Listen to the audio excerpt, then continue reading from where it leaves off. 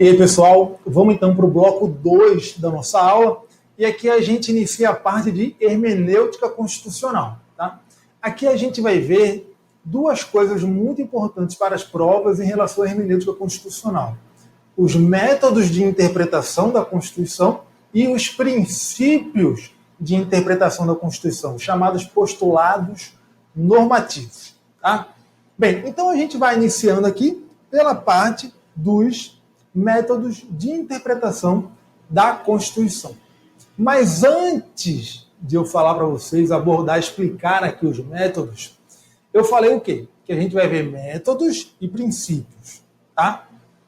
Qual é a diferença entre métodos de interpretação da Constituição e princípios de interpretação da Constituição? Veja, os métodos, eles nada mais são do que o caminho que o intérprete deve seguir para encontrar o sentido da norma. Então é um itinerário que é dado ao intérprete que ele deve seguir para que ele chegue ao sentido da norma, para que ele encontre a norma aplicável ao caso concreto. Já os princípios de interpretação não são isso, são diferentes. Os princípios de interpretação, eles são normas, na verdade eles são metanormas que definem a estrutura de aplicação de outras normas. Então nós temos as normas da Constituição que irão ser aplicadas aos casos concretos e temos os princípios de interpretação da Constituição que são metanormas que definem como essas normas da Constituição devem ser aplicadas, qual é a estrutura de aplicação dessas normas da Constituição. Tá? Então, entendam essa diferença porque daí fica mais fácil, né, de você entender cada um dos métodos e também os princípios de interpretação. Tá? Então, os métodos são esses 6 aqui. Método jurídico, método tópico problemático, método hermenêutico concretizador, científico espiritual, normativo estruturante e o método da comparação constitucional. O método jurídico, ele trata a Constituição como se fosse uma lei. Então, da mesma forma que você interpreta as demais normas jurídicas, você interpreta a Constituição. Você aplica os mesmos métodos interpretativos na Constituição, você vai aplicar os mesmos métodos que você aplica para interpretar as demais normas jurídicas. É como se fosse uma lei. Por isso que é chamado de método jurídico, simplesmente. Olha o que fala. A Constituição, para esse método, é uma lei, devendo ser interpretada a partir dos métodos tradicionais de hermenêutica. Gramatical, lógico, teleológico, histórico, sistemático. Então você vai usar os métodos tradicionais de hermenêutica que você usa para interpretar qualquer outra norma jurídica e vai aplicar para interpretar as normas da Constituição. Tá? Isso caiu em prova já? Caiu. Tá? Aqui nessa parte de hermenêutica constitucional eu trouxe algumas questões de prova para vocês verem que isso é cobrado e como isso é cobrado. Tá? Olha só, essa questão da magistratura, inclusive, do CESP, TJ do Distrito Federal em 2014. Olha o que falou. Conforme o método jurídico ou hermenêutico clássico, a Constituição deve ser considerada como uma lei. E, em decorrência, todos os métodos tradicionais de hermenêutica devem ser utilizados na atividade interpretativa, mediante a utilização de vários elementos de exegese, tais como o filológico, o histórico, o lógico e o teleológico. É isso aí. Então, é a aplicação dos métodos tradicionais de hermenêutica na interpretação constitucional. Tá? E aí a gente chega no método tópico problemático.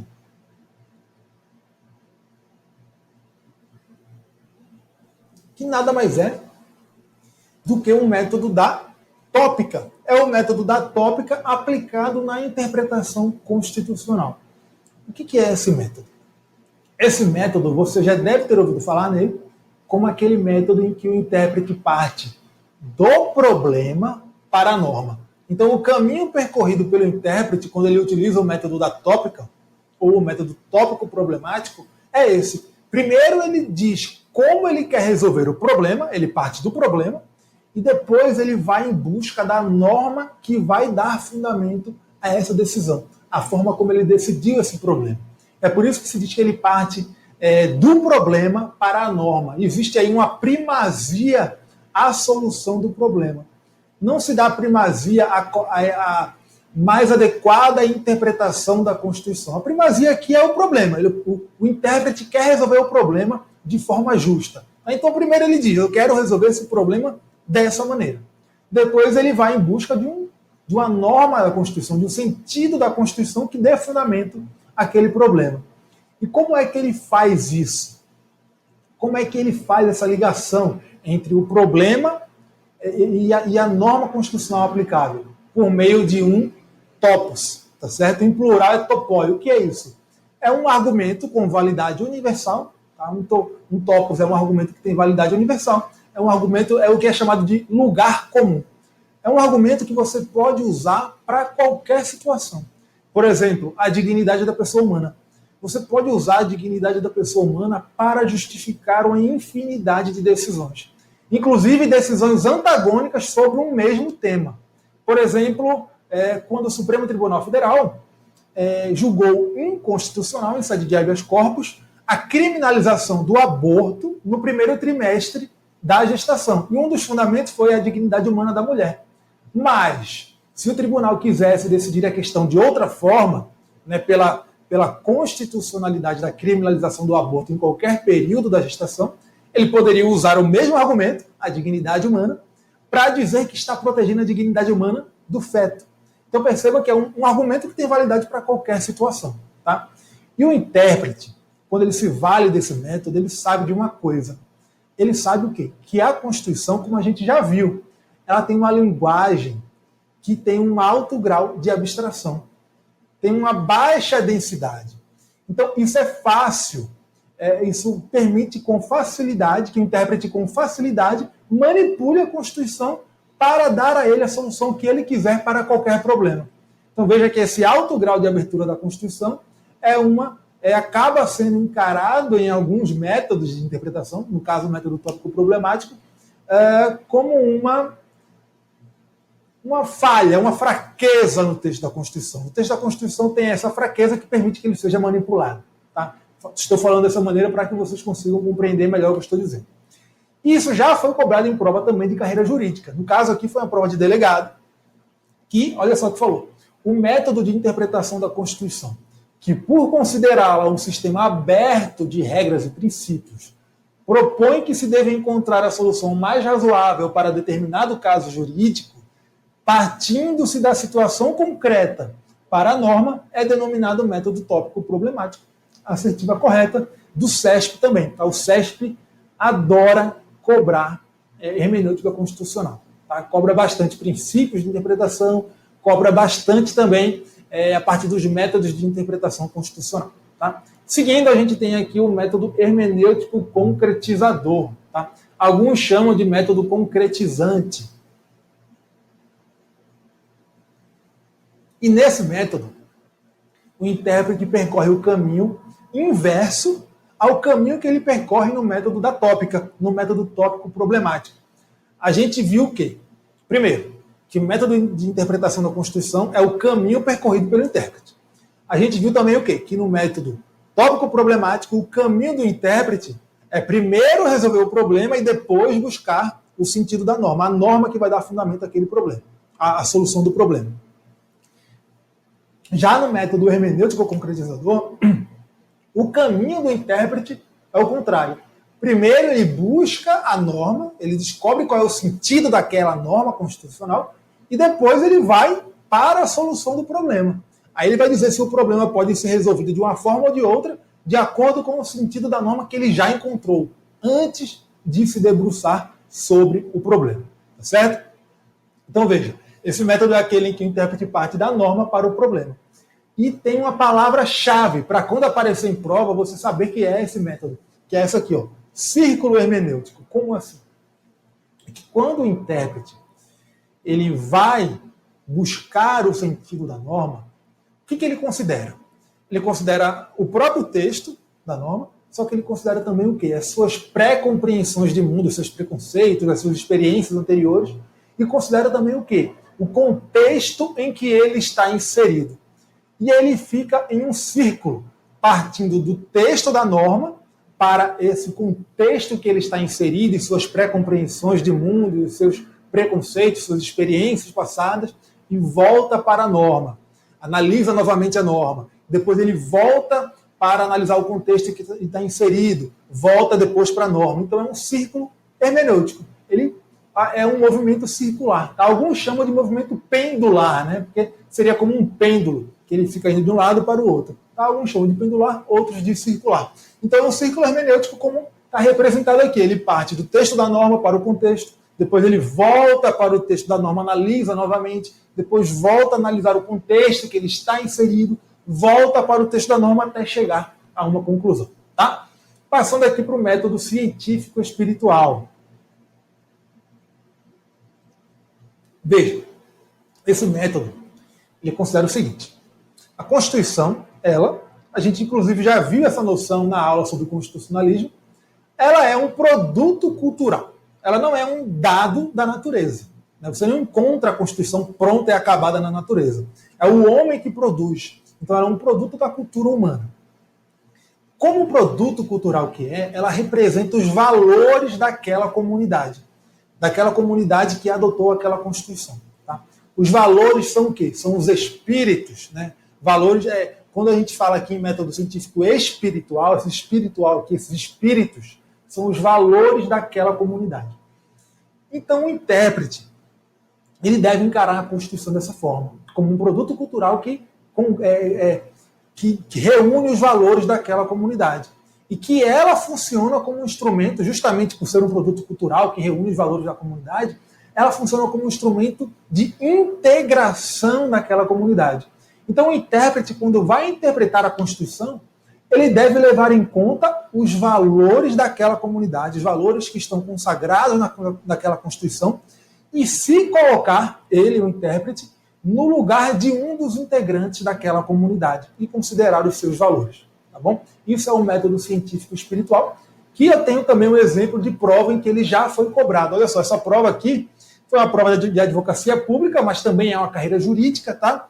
Do CESP também, então veja que o CESP insiste nesse tema, que falou o seguinte: de acordo com o método de interpretação constitucional denominado científico espiritual, a Constituição é instrumento de integração, tá? Ela reúne os espíritos daquela comunidade, não apenas sob o ponto de vista jurídico formal, mas também e principalmente em perspectiva política e sociológica. Claro, já que ela reúne os valores da comunidade.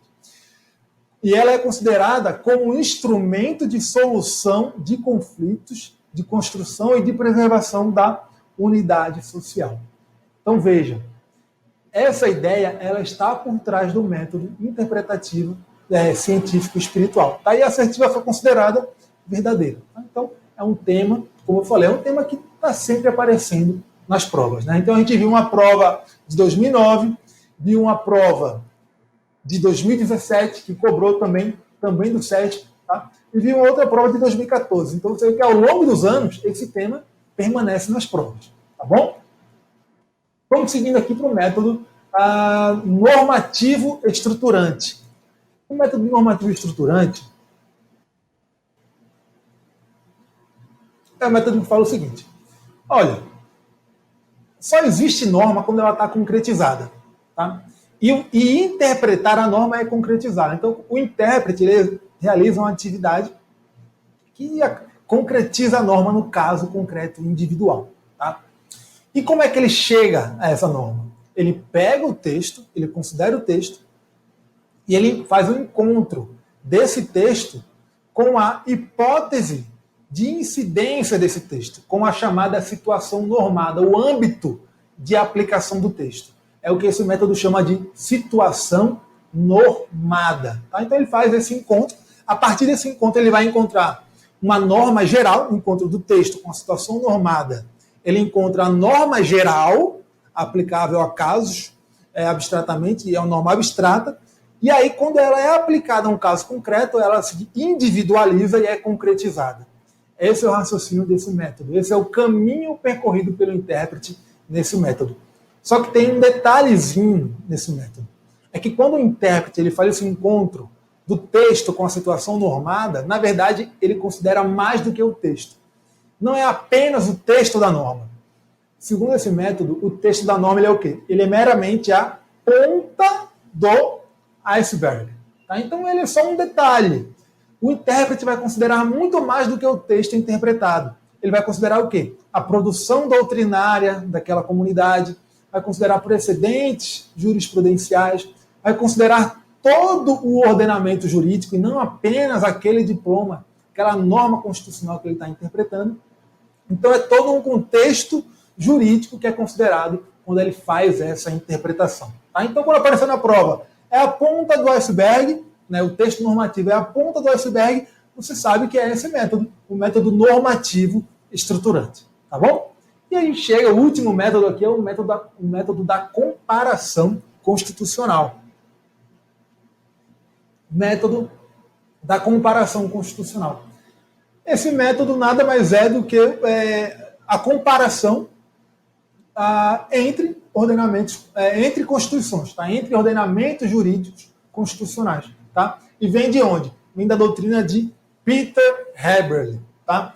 Esse método resulta da doutrina de Peter Heberle, que defende o comparatismo como um quinto método de interpretação ao lado dos 4 métodos interpretativos de Savigny, que são o quê? Gramatical, lógico, histórico e sistemático. Então, como o próprio nome diz, por esse método, o intérprete vai encontrar o sentido da norma, ele vai chegar à norma constitucional, comparando os diversos ordenamentos constitucionais. É um método que está bem na linha de pensamento do que a gente viu do chamado transconstitucionalismo, né?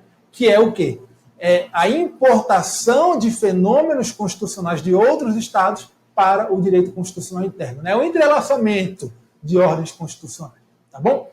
E aí a gente chega nos princípios de interpretação. A gente viu na primeira parte os métodos, primeira parte do bloco, os métodos de interpretação, e agora a gente chega nos princípios de interpretação da Constituição, que são chamados de postulados normativos.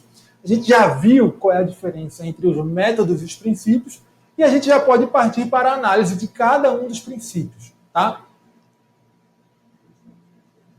Os princípios que são mais estudados na doutrina e mais cobrados em prova são esses: o da unidade, o da concordância prática, o da justeza, que também é chamado de conformidade funcional, o do efeito integrador, o da máxima efetividade, o da força normativa da Constituição, o da interpretação conforme a Constituição e o da proporcionalidade. Vamos iniciar aqui pelo da unidade. Tá? O princípio da unidade, ele fala o seguinte: a Constituição ela é um todo unitário. Então ela deve ser interpretada como um todo. Né? Não existem antinomias entre as normas da Constituição. Eventuais choques devem ser harmonizados pelo intérprete, considerando que a Constituição é um todo unitário. Tá certo? Isso é o que diz o princípio da unidade. E por conta disso, já que não existem verdadeiras antinomias entre as normas da Constituição, já que elas estão na mesma condição, integrando um todo unitário que é a Constituição, não existe hierarquia entre normas originárias da Constituição. Tá? Então foi justamente esse princípio, o princípio da unidade, que afastou, né, que serviu como fundamento para o Supremo Tribunal Federal afastar a alegação de que haveria hierarquia entre normas originárias da Constituição. Essa alegação foi feita na ADI 4097. Tá? Existe uma tese do alemão Otto Barhoff de que haveria uma hierarquia entre normas da Constituição. Tá? Isso não foi aceito no Brasil, o Supremo Tribunal Federal não aceita isso e recusou, e rejeitou essa tese. Lá, nessa ADI 4097, o Supremo extinguiu o processo por impossibilidade jurídica do pedido. Tá? Então ele extinguiu a ação sem resolução do mérito. Já que existe uma impossibilidade jurídica em afirmar uma hierarquia entre normas originárias da Constituição, se esse julgamento fosse hoje, já na vigência do Código de Processo Civil de 2015, a ação seria extinta com resolução do mérito. Perceba essa diferença aí. Por quê? Porque hoje a possibilidade jurídica do pedido não é mais uma condição da ação. Ela foi transferida para a análise do mérito. Tá? Bem, o princípio da concordância prática, que também é chamado de harmonização, fala o seguinte: quando houver um choque entre interesses constitucionais, o intérprete não deve sacrificar inteiramente um deles para favorecer o outro, para aplicar o outro no caso concreto, para tutelar o outro.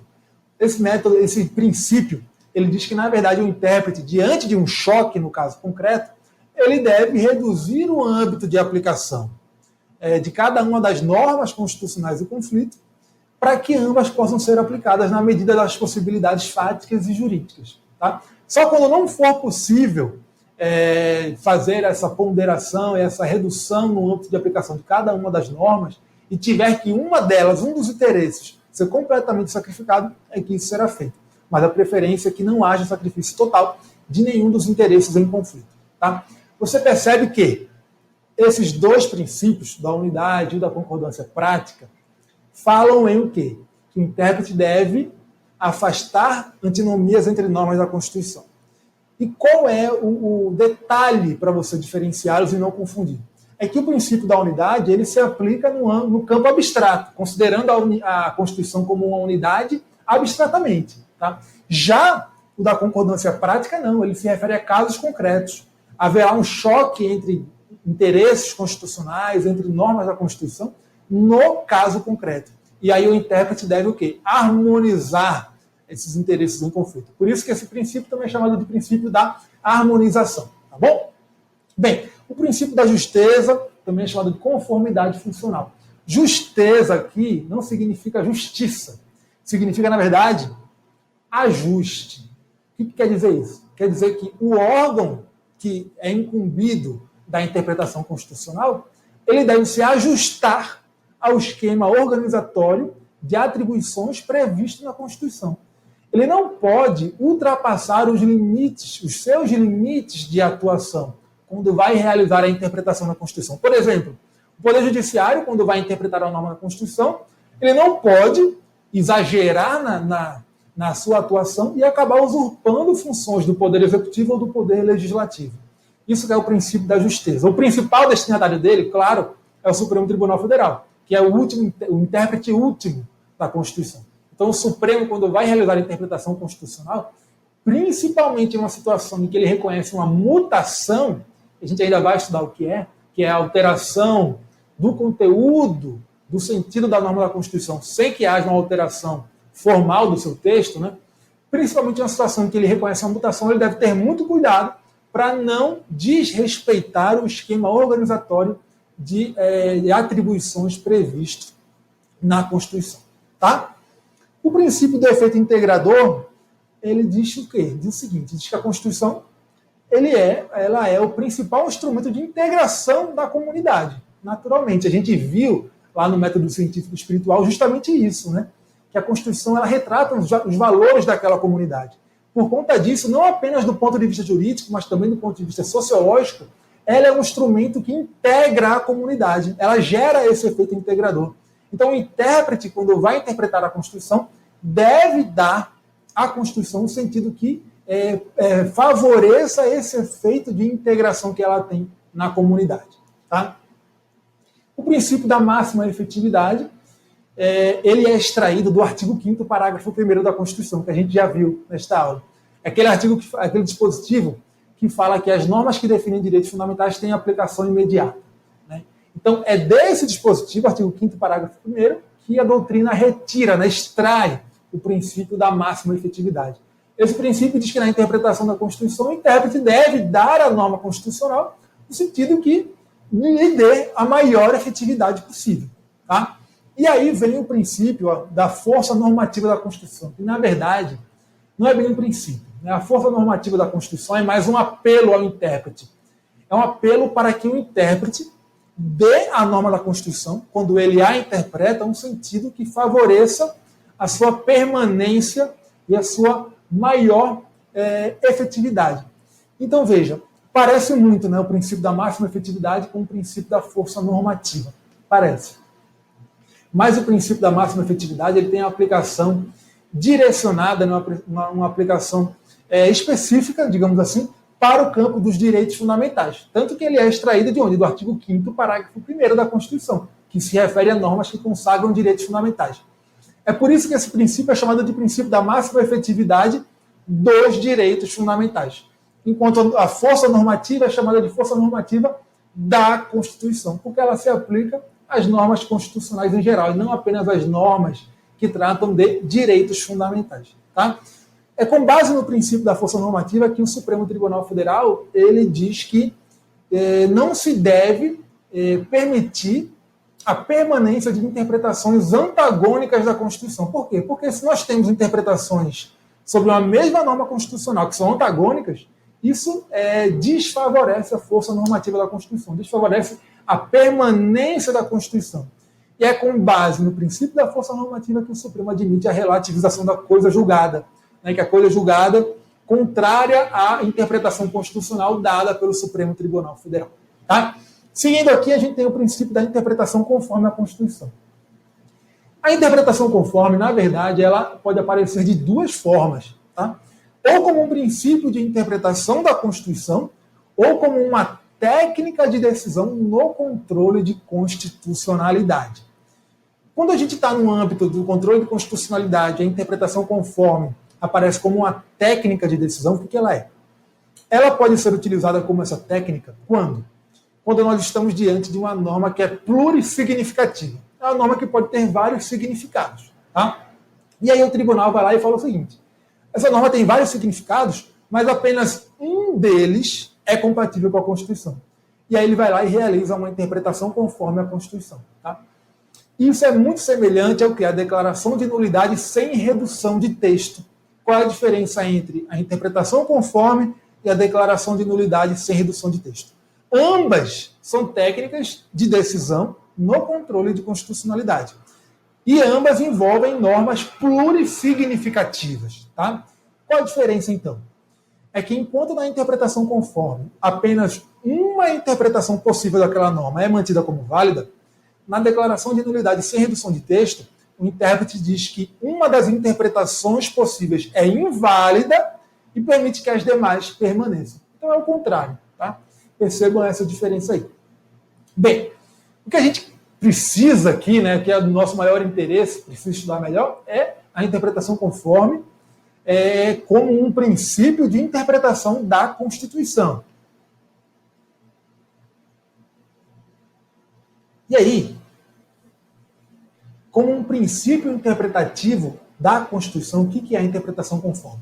A interpretação conforme é o princípio que fala o seguinte: o intérprete, quando vai realizar a interpretação da Constituição, ele deve fazer o maior esforço possível para que a interpretação que ele faz daquela norma, no caso é uma norma infraconstitucional, quando o intérprete faz a interpretação constitucional envolvendo uma norma infraconstitucional, ele deve fazer o maior esforço para que aquela norma tenha sentido compatível com a Constituição.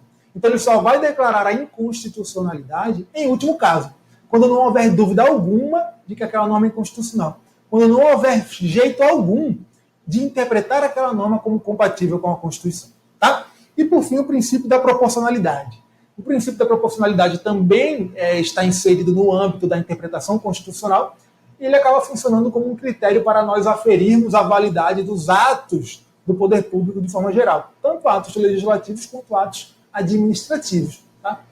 O princípio da proporcionalidade ele envolve três máximas parciais: a proporcionalidade em sentido estrito, a necessidade e a adequação.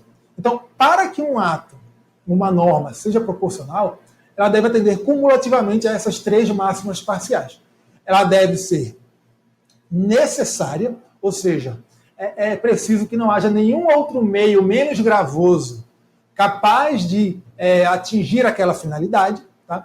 É preciso também que ela seja adequada, que ela tenha adequação, ou seja, que ela seja um meio adequado para atingir aquela finalidade e que ela tenha também uma proporcionalidade em sentido estrito. A proporcionalidade em sentido estrito nada mais é do que uma relação de custo-benefício. Se aquela norma ou aquele ato trouxer mais prejuízos do que benefícios, ela vai ser desproporcional em sentido estrito, e aí o ato ou norma vai ser inválido porque não atende à proporcionalidade. Tá certo? Então é isso. Para que seja proporcional em sentido estrito, na relação de custo-benefício, deve trazer mais benefícios do que os prejuízos que causa. Os princípios de interpretação já apareceram bastante em prova também, tá? De vários cargos, não só na magistratura. Vou trazer alguns aqui para a gente ver. Primeiro, prova do SESP, também de novo, auditor do TCE do Rio Grande do Norte, 2015. Olha o que falou aqui. Pelo princípio da unidade do texto constitucional, as cláusulas constitucionais devem ser interpretadas de forma a evitar contradição entre seus conteúdos. Verdadeiro. Exatamente o que a gente viu agora há pouco.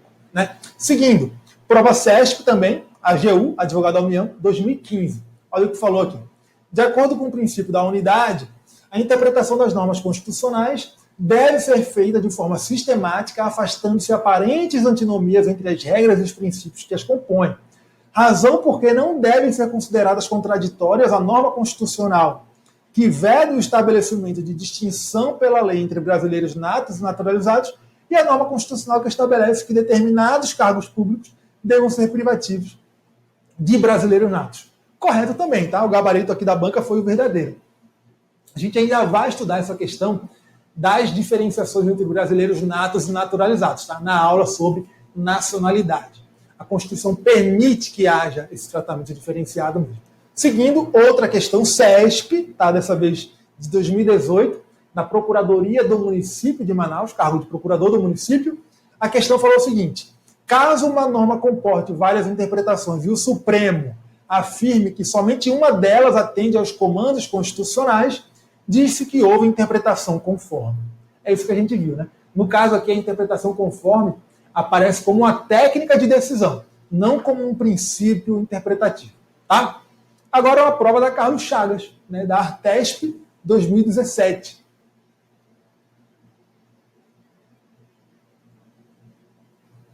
Então, veja que, embora o CESP seja a banca que provavelmente mais cobra o tema da hermenêutica constitucional, a Carlos Chagas também gosta do tema. Olha só o que falou aqui. A norma constitucional não se confunde com o seu texto, de modo que é preciso extrair dele o conteúdo e o sentido da norma. Exatamente. A norma é o sentido que é extraído do texto. Tá? Texto e norma não são a mesma coisa. Para tanto, o intérprete pode usar de métodos de interpretação ou princípios interpretativos alternativamente. Não. Primeira coisa, os métodos de interpretação que a gente estudou aqui não se excluem mutuamente. Você pode utilizar todos eles juntos, tá? Não impede, não há impeditivo a isso. Da mesma forma, não é necessário que o intérprete escolha se vai usar um método ou um princípio e se vai usar um princípio ou outro. Não existe essa necessidade de alternância, tá? B. Deve-se valer de métodos de interpretação constantes da própria Constituição, podendo, diante de lacunas, valer-se dos princípios interpretativos. Não tem nada a ver. Tá? Primeiro, que não tem que escolher entre um e outro. Segundo, que os métodos não estão previstos na própria Constituição. C. Esse aqui foi o gabarito, tá?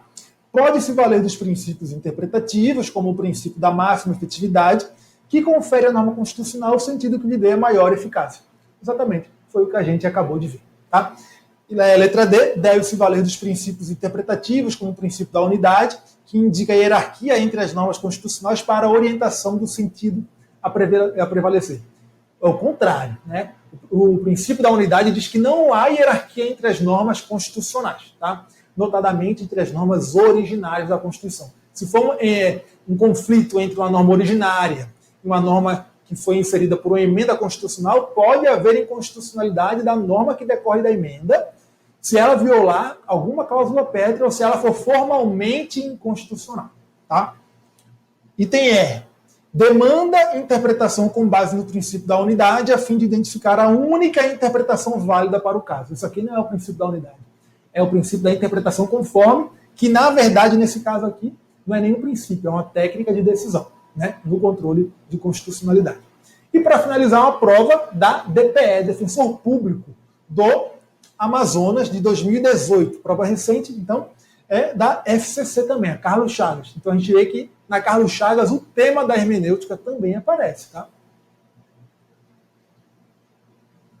Olha só, a questão manda considerar os seguintes excertos extraídos de votos proferidos em acórdãos do Supremo Tribunal Federal sobre princípios de hermenêutica. Então ele traz aqui vários trechos de votos dos ministros do Supremo em casos que foram julgados e manda considerar para julgar as alternativas. Primeiro trecho. Em consequência desse princípio, o Estado, após haver reconhecido os direitos prestacionais, assume o dever não só de torná-los efetivos, mas também se obriga, sob pena de transgressão ao texto constitucional, a preservá-los, abstendo-se de frustrar, mediante supressão total ou parcial, os direitos já concretizados. Isso aqui é a vedação de retrocesso, tá? que a gente ainda vai estudar, não viu aqui, mas esse aqui é o princípio da vedação de retrocesso que a gente vai estudar lá no tema dos direitos fundamentais. Tá? Seguindo, item 2. É preciso buscar uma harmonização entre princípios e intenção de modo a evitar o sacrifício de um em relação ao outro. Quando a gente fala evitar o sacrifício de um em relação ao outro, a gente fala o quê? No princípio da concordância prática. É nesse princípio que a gente fala que o intérprete deve evitar o sacrifício de um em relação ao outro, como a gente viu. É o chamado princípio da concordância prática ou harmonização. Tá? Inclusive, ele falou aqui no trecho em harmonização.